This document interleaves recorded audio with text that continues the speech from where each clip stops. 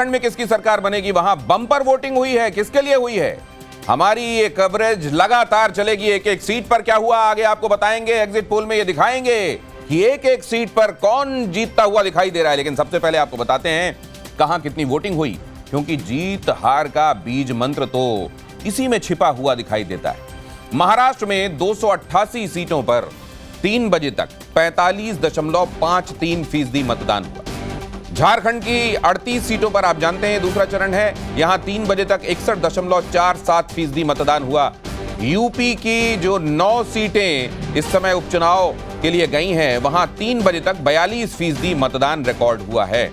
तो अगर पोल परसेंटेज कुछ कहता है, वो भी 3 बजे तक का पोल परसेंटेज अगर ये एक्स्ट्रापोलेट आप कर पा रहे हैं कि जाकर आखिर कहां थमेगा, तो आप इससे अंदाजा लगा सकते हैं कि किसके लिए ये हुआ हो सकता है मतदान। क्योंकि अक्सर कन्वेंशनली ये माना जाता रहा है कि अगर स्लो वोटिंग हुई है तो हो सकता है जो सत्ता में बैठा हुआ है ये उसके लिए फेवरेबल हो। अगर बम्पर वोटिंग हो गई तो कन्वेंशनली ये माना जाता रहा है कि हो सकता है सत्ता बदलने के लिए लोगों ने ये वोट किया हो। यहां क्या हो रहा है, ये 3 बजे तक का पोल परसेंटेज 6 बजे तक की सूरत क्या दिखाता है, उसके आगे की सूरत आपको क्या, आखिरकार कितने में पोल परसेंटेज ये जाकर थमता दिखाई दे रहा है और इसके मायने क्या निकाले जाने चाहिए। हमारे साथ खास मेहमान जुड़ेंगे, उनके साथ चर्चा करेंगे। लेकिन उससे पहले चुनाव में कौन कौन से मुद्दे छाए रहे ये भी जानना बड़ा जरूरी है, इस पर भी बात होगी। लेकिन उससे पहले एक निगाह आज यूपी के उपचुनाव में क्या हुआ उस पर डालिए। करहल मैनपुरी पहले आपको लेकर चलता हूं, जरा यहां देखिए। वोटिंग के दौरान दलित बेटी की हत्या हुई। परिवार ने आरोप लगाया कि समाजवादी पार्टी को वोट नहीं देने पर मर्डर हुआ है।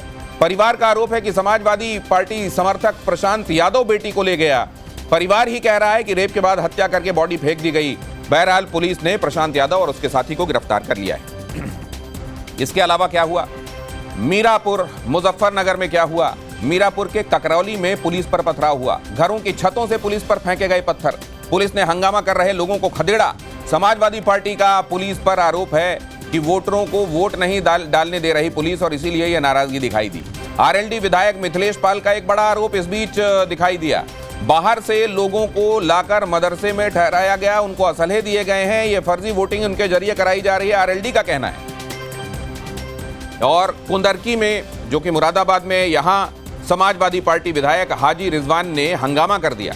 पुलिस को आईडी कार्ड चेक करने की परमिशन किसने दी ये पूछते रहे वो, और इसको लेकर हंगामा करते रहे। प्रशासन पर चुनाव को कैप्चर करने का आरोप उन्होंने लगा दिया। उन्होंने कहा कि सिर्फ लाल पर्ची वालों का वोट पड़ रहा है, बाकी को वोट डालने से रोका जा रहा है। लेकिन वोटर्स ने उनकी पोल भी खोली है, वो आगे आपको दिखाऊंगा। सीसामऊ में क्या हुआ, कानपुर में जरा देखिए। सीसामऊ में वोटिंग के दौरान बवाल हुआ। वोट डालने के लिए बाहर से लाए गए लोग, भारतीय जनता पार्टी का कहना यह है, मस्जिदों और मदरसों में फर्जी वोटर्स को ठहराया गया, बीजेपी ने कहा है।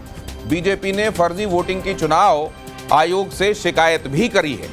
और इसके अलावा भी कुछ सीटों पर हंगामे की खबर है। कुंदरकी से समाजवादी पार्टी उम्मीदवार हाजी रिजवान ने पुलिस पर मतदाताओं को वोट नहीं डालने का आरोप लगाया, तो मीरापुर से आरएलडी उम्मीदवार मिथिलेश पाल ने बाहर से लोगों को बुलाकर फर्जी वोटिंग का आरोप लगाया। बीजेपी ने भी कानपुर के सीसामऊ सीट पर फर्जी वोटिंग का आरोप लगाया और चुनाव आयोग से शिकायत की।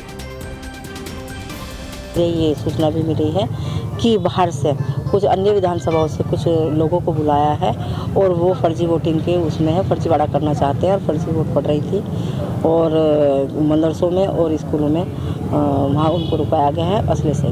जिला प्रशासन तो चुनाव लड़ा रहा है, भाजपा के अंडे नहीं लड़ रहा। ये जिला प्रशासन पूरे सारे अधिकारी और सारी पुलिस विभाग ने जो है इस पूरे क्षेत्र को जो है कैप्चर कर लिया है और लूट लिया चुनाव को बिल्कुल पूरी तरह। गाँव रहा निष्पक्ष चुनाव, किसी गांव में वोट डालने दे रहे किसी आदमी को, कहीं पर जो है वो वोट नहीं पड़ने दे रहे। पूरे मुस्लिम इलाके में जो है आप मुस्लिम बूथों पर घूम लीजिए, तमाम किसी कीमत भी वोट नहीं पड़ने दे रहे। उन्हीं के चंद गुंडे जो हैं वो आगे लाल पर्ची से वोट डाल रहे हैं। ये बिल्कुल खुल्लम खुल्ला जो है इस पूरे जो है क्षेत्र को जो है एक तरह से कैप्चर करके पुलिस ने और बिल्कुल लुटवा दिया।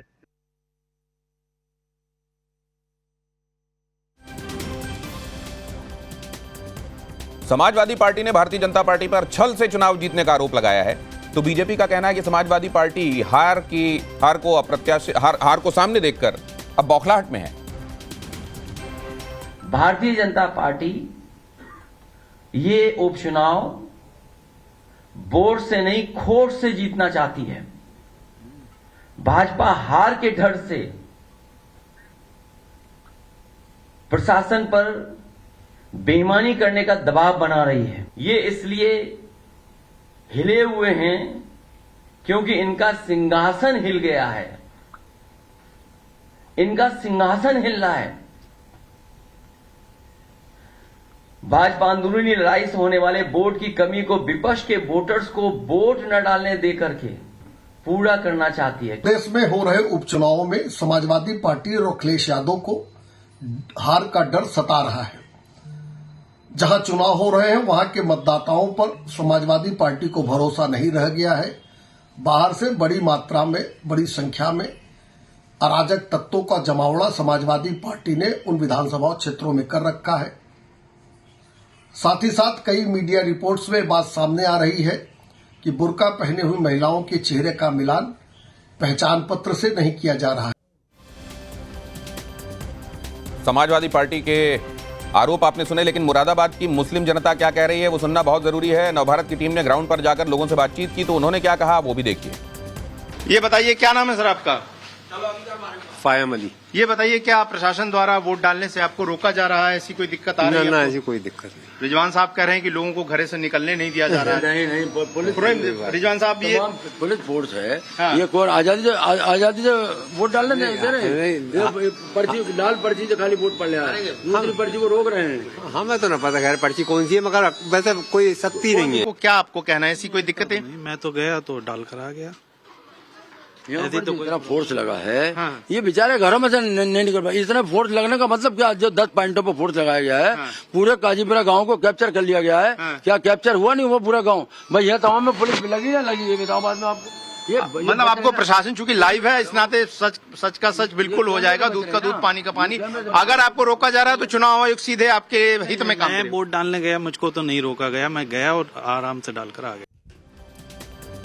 और अब चलिए महाराष्ट्र में क्या हो रहा है। महाराष्ट्र में शिवसेना के 2 गुटों के अलग होने के बाद ये पहली बार है कि वहां चुनाव हो रहे हैं। वहीं एनसीपी को भी उनके भी 2 फाड़ हो चुके हैं और ये पहली बार है कि 2 फाड़ होने के बाद वो विधानसभा चुनावों में गए हैं। तो दोनों ही अपने अपने फैक्शंस के साथ इस बार चुनाव में हैं। अब एक तरफ बीजेपी शिवसेना शिंदे और अजीत पवार की महायुति, तो दूसरी तरफ कांग्रेस शरद पवार और एनसीपी के साथ उद्धव ठाकरे की शिवसेना। अब सवाल है कि महाराष्ट्र में अब की बार कौन से मुद्दे खास तौर से चर्चा में रहे।